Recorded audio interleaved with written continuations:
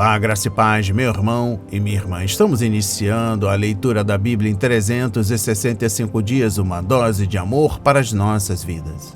Hoje, no 159º dia, trago para leitura e comentários bíblicos o livro 1 de Samuel, capítulos 27 e 28, Salmo 98 e o livro do apóstolo Tiago, capítulo 1. Uma mensagem importante antes de iniciarmos o nosso estudo. A minha recomendação é que todos tenham em mãos bloco de anotação, caneta ou lápis. A Bíblia é tão importante quanto a sua leitura diariamente nos traz refrigério para a alma, sabedoria, sobretudo nos aproxima de Deus, fortalecendo assim a nossa fé e esperança. Preste atenção. Todos nós temos a necessidade de estarmos em comunhão com Deus diariamente. Comunhão esta através da leitura da Bíblia. A Bíblia está cheia de promessa, mas ela será concretizada se você acreditar. Precisamos acreditar na palavra de Deus. Alimente a sua fé quando tudo vier contra. A sua palavra tem muito mais força do que as coisas contrárias que estão vindo contra você. Estamos vivendo um tempo em que devemos abrir os nossos olhos. Sabe por quê? Porque Satanás não está aqui para roubar o seu carro, a sua casa, seu apartamento, celular, relógio, sua roupa. Ele vem para roubar esta semente hoje, essa daqui, que está sendo semeada para a sua vida, na sua fé e os propósitos que Deus tem para você. Precisamos usar todos os recursos que Deus tem nos dado, incentivar a nossa família na leitura da Bíblia, estudar. A Bíblia Sagrada nos faz gerar a fé, nos faz ter o alimento, a cura, a restauração. E a compreensão da palavra vem através da revelação pelo Espírito Santo. Então, Senhor, revele a compreensão de sua palavra. Senhor, me dê a compreensão da sua palavra hoje e sempre. Em nome de Jesus, amém e graças a Deus. Se desconecte de tudo e permita que a palavra do Senhor adentre em vossos corações. Vamos para a leitura no livro 1 de Samuel, capítulo 27 e capítulo 28.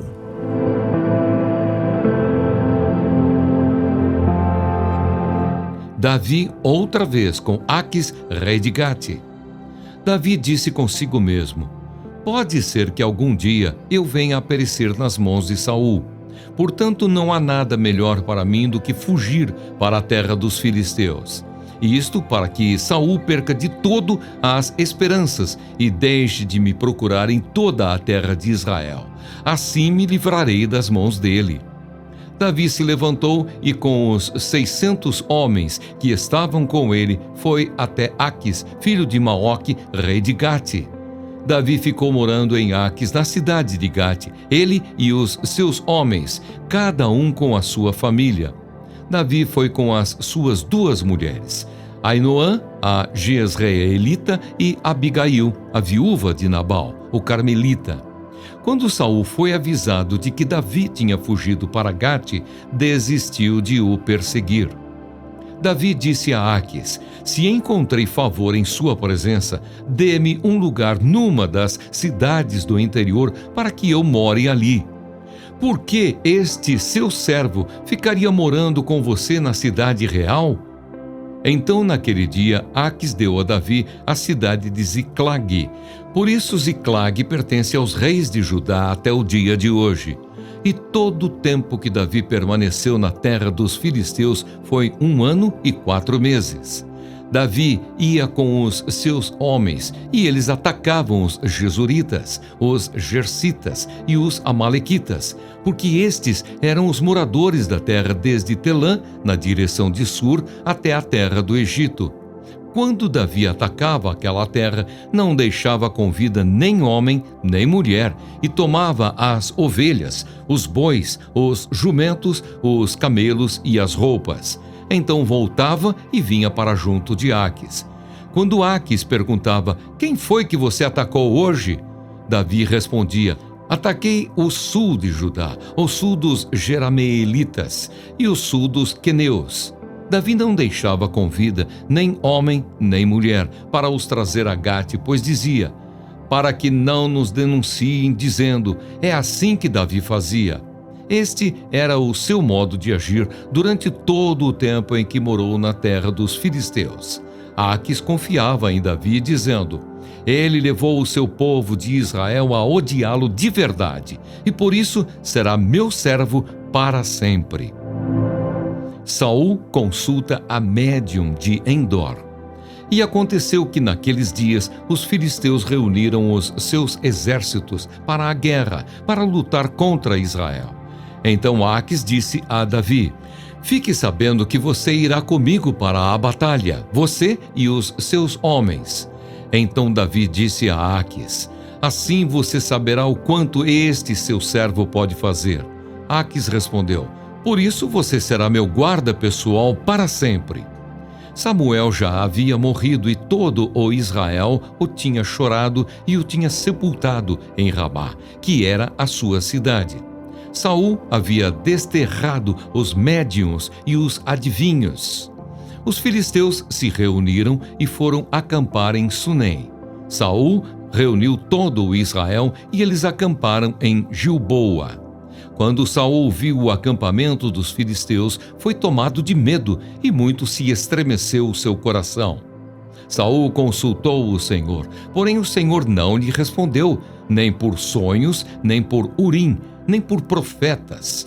Então Saul disse aos seus servos: procurem uma mulher que seja médium, para que eu me encontre com ela e a consulte. Os servos responderam: há uma mulher em Endor que é médium. Saul se disfarçou, vestiu outras roupas e se foi, acompanhado de 2 homens. Chegaram de noite à casa da mulher e Saul lhe disse: peço que você adivinhe para mim pela necromancia e me faça subir aquele que eu lhe disser. Mas a mulher respondeu: você sabe muito bem o que Saul fez. Eliminou da terra os médiuns e adivinhos. Então por que você está me preparando uma armadilha que pode me levar à morte? Então Saul lhe jurou pelo Senhor, dizendo: tão certo como vive o Senhor, nenhum castigo lhe sobrevirá por isso. Então a mulher perguntou: quem você quer que eu faça subir? Ele respondeu: Samuel. Quando a mulher viu Samuel, gritou em alta voz e disse a Saul: por que você me enganou? Pois você mesmo é Saul. Mas o rei disse à mulher: não tenha medo, o que você está vendo? A mulher respondeu a Saul: vejo um Deus subindo da terra. Ele perguntou: como é a sua figura? Ela respondeu: vem subindo um ancião e está enrolado numa capa. Então Saul entendeu que se tratava de Samuel. Ele se inclinou com o rosto em terra e se prostrou. Samuel perguntou a Saul: por que você foi me perturbar, fazendo-me subir? Então Saul disse: é que estou muito angustiado, porque os filisteus guerreiam contra mim, e Deus se afastou de mim, e já não me responde, nem pelo ministério dos profetas, nem por sonhos. Por isso o chamei, para que você me revele o que devo fazer. Então Samuel disse: por que você pergunta a mim, visto que o Senhor se afastou de você e se tornou seu inimigo? Porque o Senhor fez com você o que havia anunciado por meio de mim.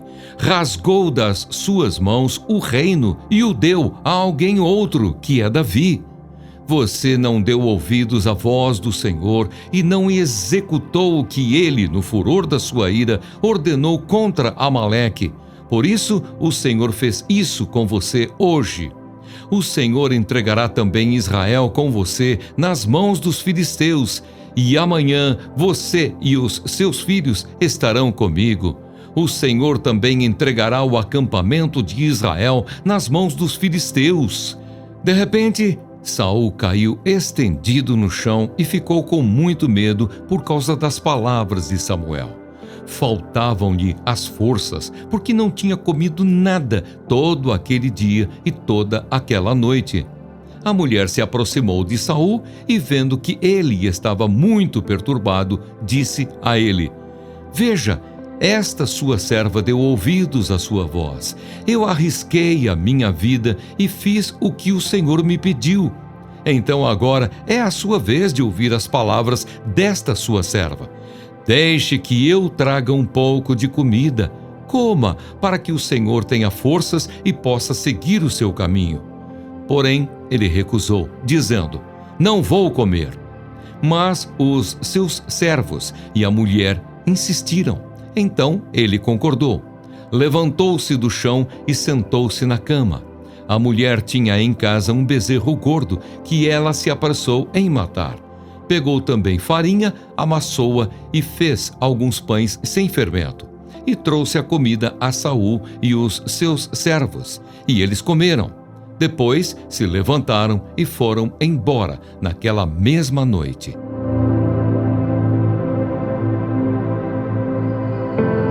Amém. Compreendendo o livro 1 de Samuel, capítulo 27, versículo 1.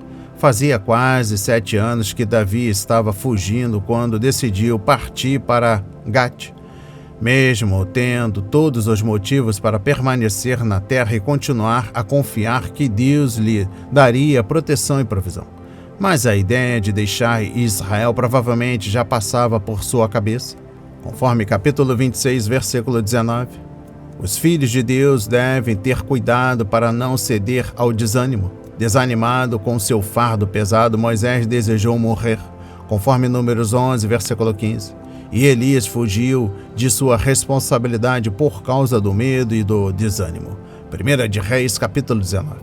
Quando começarmos a olhar para Deus com as lentes das circunstâncias, em vez de olharmos para as nossas circunstâncias por meio dos olhos de Deus, perderemos a fé, a paciência e a coragem, dando lugar ao inimigo para triunfar. Confie no Senhor de todo o seu coração e não se apoie em seu próprio entendimento. Conforme Provérbios 3, versículo 5. Compreendendo o versículo 5, Davi não queria ficar em Gate, porque ali Saul e seus oficiais poderiam investigar o que ele estava fazendo. Por isso, pediu que o rei desse a ele e ao seu povo uma cidade. Ele foi muito diplomático em seu modo de expressar o pedido, humilhando-se perante o rei, dizendo, basicamente, eu não sou digno de viver na cidade real, e assegurando a Aquis que seus serviços estavam sempre à disposição de Saul. Exposição bíblica dos versículos 8 a 12. Aquis pensava que Davi e seus homens estivessem atacando as cidades de Judá, quando, na verdade, eles estavam invadindo as cidades e acampamentos dos aliados de Aquis. Davi estava eliminando o povo que Josué e seus sucessores não conseguiram exterminar quando entraram na terra, conforme Moisés ordenara em Deuteronômio 20, versículos 16 a 18. Compreendendo o capítulo 28, exposição bíblica dos versículos 3 a 6. Saul tentou entrar em contato com o Senhor por meio de sonhos, mas não teve resposta. Ele não tinha conseguido nenhum profeta, como Davi tinha. Conforme capítulo 22, versículo 5. Davi também tinha um sacerdote com um colete sacerdotal. Capítulo 23, versículo 6. O Urim, mencionada em 1 de Samuel, capítulo 28, versículo 6, provavelmente se refere a um novo colete sacerdotal que alguém fez para Saul, uma vez que o colete sacerdotal do tabernáculo estava com Davi. Não importam quais foram os meios usados por Saul, fato é que ele não teve resposta de Deus, e não ouvir a voz do Senhor é como a morte. Referência a Salmos 28, versículos 1 a 2. Exposição bíblica dos versículos 7 a 14. A informação dada no versículo 3 de que Saul havia expulsado as pessoas envolvidas em práticas ocultistas só aumenta nosso espanto quando vemos-los agora procurando um médium para ajudá-lo. A lei de Moisés condena todas as formas de espiritismo, conforme Êxodo 22, versículo 18, Levítico 19, versículo 31, capítulo 20, versículo 6 e Deuteronômio 18, versículos 9 a 13. Por isso, Saul fez bem em expulsar aqueles que consultavam os espíritos. Agora, ele mesmo procurava uma necromante. Ao fazer isso, ele intencionalmente pecou e agiu como um hipócrita. Exposição bíblica dos versículos 9 a 10. A mulher não era tola. Ela queria ter certeza de que esta não era uma armadilha para pegá-la e condená-la, porque o espiritismo era um crime capital em Israel. Mas Saul fez um juramento usando o nome do Senhor, cuja lei ele estava violando, de que ela não seria levada a juízo. Por isso, ela aceitou colaborar. Além de transgredir a lei, Saul levou aquela mulher a também violá-la. Exposição bíblica dos versículos 15 a 19. O simples significado do texto parece indicar que Samuel, de fato, apareceu para a mulher, mas ela ficou chocada quando isso aconteceu. Samuel não veio do reino dos mortos por causa da habilidade ou competência daquela necromante, mas por determinação da vontade do Senhor. O ser que apareceu não era um demônio imitando Samuel, nem fruto de truques da médium. Ao contrário, ela não teria ficado chocada com a aparição. E eu encerro a compreensão do livro 1 de Samuel, capítulo 28, com a exposição bíblica dos versículos 24 a 25. Aquela médium provavelmente era muito próspera, uma vez que tinha um bezerro gordo prontamente disponível, pois esta era a dieta dos ricos e uma iguaria rara para o povo em geral. Na verdade, a refeição era digna de um rei, mas também foi a última ceia de Saul antes de partir desta vida. Não podemos deixar de sentir pena de Saul, mas, ao mesmo tempo, precisamos admitir que foi ele mesmo que provocou essa situação difícil para si. Se tivesse obedecido ao Senhor, Saul não teria perdido o reino. Se tivesse deixado de perseguir Davi e investido seu tempo em fortalecer o seu exército, estaria mais bem preparado para enfrentar os filisteus em Jezreel. A despeito de todas as bênçãos que Deus lhe dera e de todas as oportunidades que teve para crescer espiritualmente, Saul estava despreparado para liderar, despreparado para lutar e despreparado para morrer. Vamos para a leitura no livro de Salmos, capítulo 98.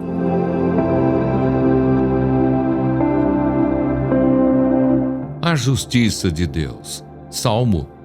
Cantem ao Senhor um cântico novo, porque Ele tem feito maravilhas. A sua mão direita e o seu braço santo lhe alcançaram a vitória. O Senhor fez notória a sua salvação. Manifestou a sua justiça diante dos olhos das nações. Lembrou-se da sua misericórdia e da sua fidelidade para com a casa de Israel. Todos os confins da terra viram a salvação do nosso Deus. Celebrem com júbilo ao Senhor todos os moradores da terra. Gritem de alegria, exultem e cantem louvores. Cantem com harpa louvores ao Senhor, com harpa e voz de canto. Com trombetas e ao som de buzinas, exultem diante do Senhor, que é Rei. Ruja o mar e a sua plenitude, o mundo e os que nele habitam. Os rios batam palmas e juntos cantem de júbilo os montes, na presença do Senhor, porque Ele vem julgar a terra, julgará o mundo com justiça e os povos com retidão.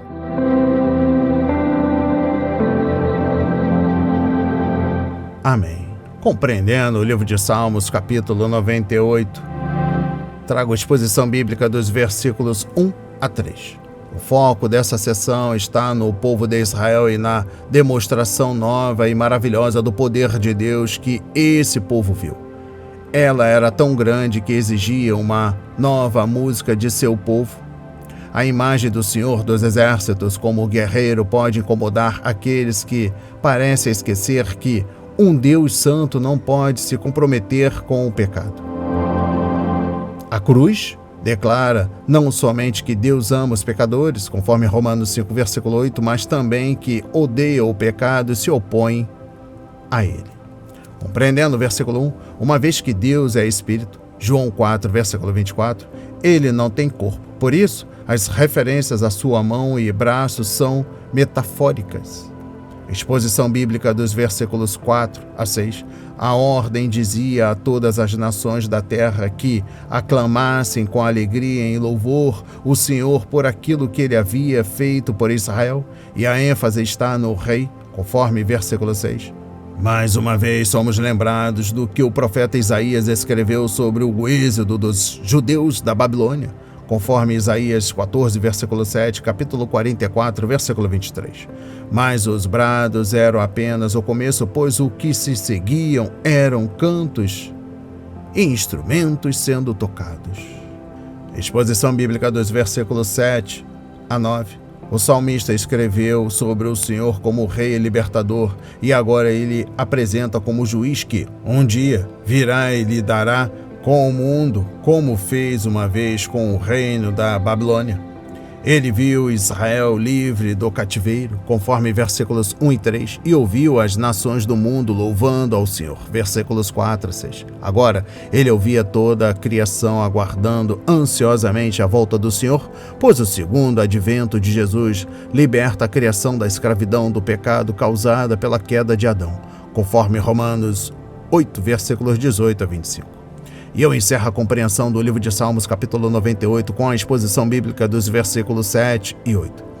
A agitação das ondas do mar na costa soa para ele como uma oração ao Senhor, e o fluir dos rios como aplausos em resposta ao anúncio. Ele, o Senhor, vem. O movimento do vento nos montes lembrava um cântico de louvor, conforme Isaías 55, versículo 12. Toda a natureza se uniu para cantar Amém. Vem, Senhor Jesus. Conforme Apocalipse 22, versículo 20. Chegará o dia em que todos os erros serão corrigidos e todos os pecados serão julgados, e então o juiz trará justiça e equidade à terra. Vamos para a leitura no livro do apóstolo Tiago, capítulo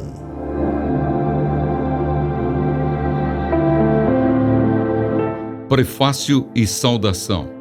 Tiago, servo de Deus e do Senhor Jesus Cristo, às 12 tribos que se encontram na diáspora. Saudações. Os benefícios das provações. Meus irmãos, tenham por motivo de grande alegria o fato de passarem por várias provações, sabendo que a provação da fé que vocês têm produz perseverança. Ora, a perseverança deve ter ação completa para que vocês sejam perfeitos e íntegros, sem que lhes falte nada. Como obter a sabedoria? Se, porém, algum de vocês necessita de sabedoria, peça a Deus, que a todos dá com generosidade e sem reprovações, e ela lhe será concedida. Peça-a, porém, com fé, em nada duvidando, pois o que duvida é semelhante à onda do mar, impelida e agitada pelo vento, que uma pessoa dessas não pense que alcançará do Senhor alguma coisa, sendo indecisa e inconstante em todos os seus caminhos. Pobreza e riqueza. O irmão de condição humilde glorie-se na sua exaltação, e o rico na sua humilhação, porque ele passará como a flor do campo. Porque o sol se levanta com seu calor ardente, a planta seca, a sua flor cai e a formosura do seu aspecto desaparece. Assim também o rico murchará em seus caminhos. Provação e tentação. Bem-aventurado é aquele que suporta com perseverança a provação, porque depois de ter sido aprovado, receberá a coroa da vida, a qual o Senhor prometeu aos que o amam. Ninguém, ao ser tentado, diga, sou tentado por Deus, porque Deus não pode ser tentado pelo mal, e Ele mesmo não tenta ninguém. Ao contrário, cada um é tentado pela sua própria cobiça, quando esta o atrai e seduz. Então a cobiça, depois de haver concebido, dá à luz o pecado, e o pecado, uma vez consumado, gera a morte. Não se enganem, meus amados irmãos, toda boa dádiva e todo dom perfeito vem lá do alto, descendo do Pai das luzes, em quem não pode existir variação ou sombra de mudança, pois, segundo o seu querer, ele nos gerou pela palavra da verdade, para que fôssemos como que primícias das suas criaturas. A prática da palavra de Deus.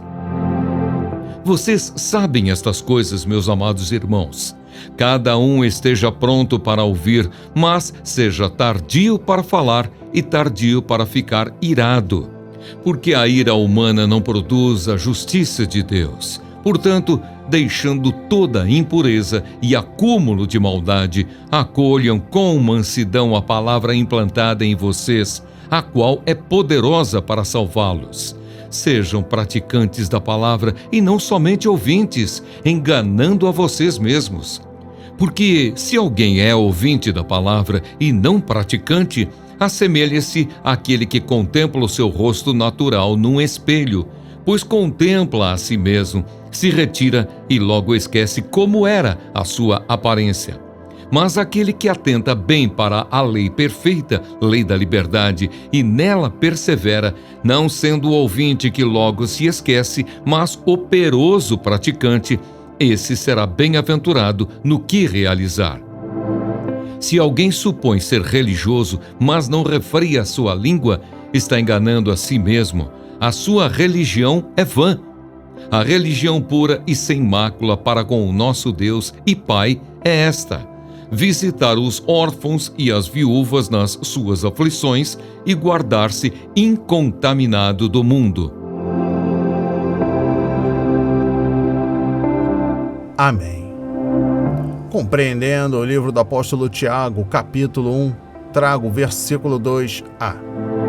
A perspectiva determina o resultado e a atitude determina a ação. Deus nos diz para esperar provações. A Bíblia não diz se passares por diversas provações, mas o fato de passarem por diversas provações, o crente que espera que a vida cristã seja fácil corre o risco de levar um choque.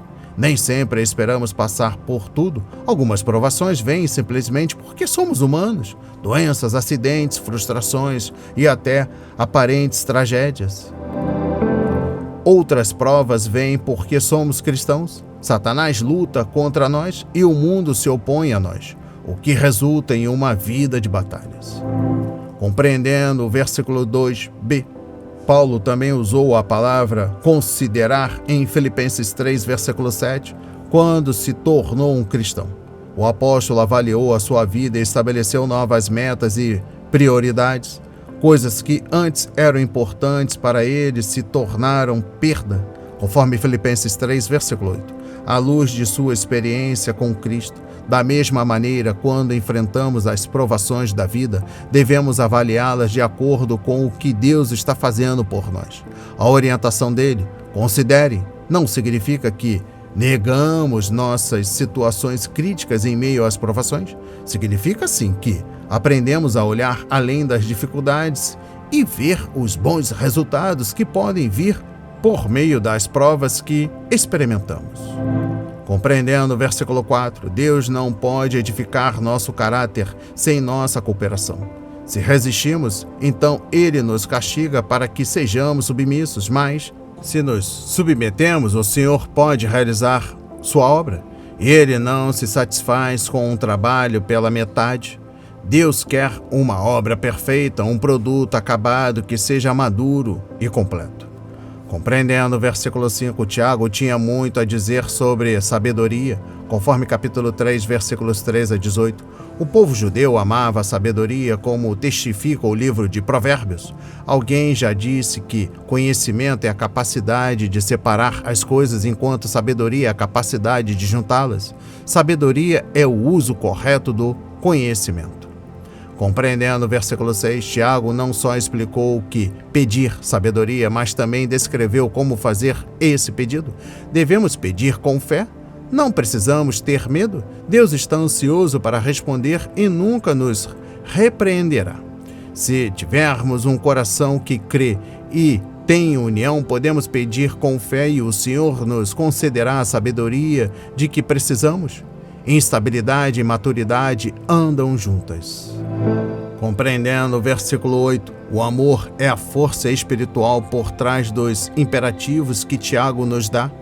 Se amarmos a Deus, não teremos dificuldade para considerar, saber, ter paciência e pedir. Contudo, o amor tem outro objetivo. Ele nos mantém fiéis ao Senhor. A pessoa indecisa tem uma lealdade dividida e é como um cônjuge fiel. Ela quer amar a Deus e ao mundo. Exposição bíblica dos versículos 13 a 16. A tentação é uma oportunidade para realizar algo bom de um modo ruim, fora da vontade de Deus. É errado ter vontade de passar em um concurso, por exemplo?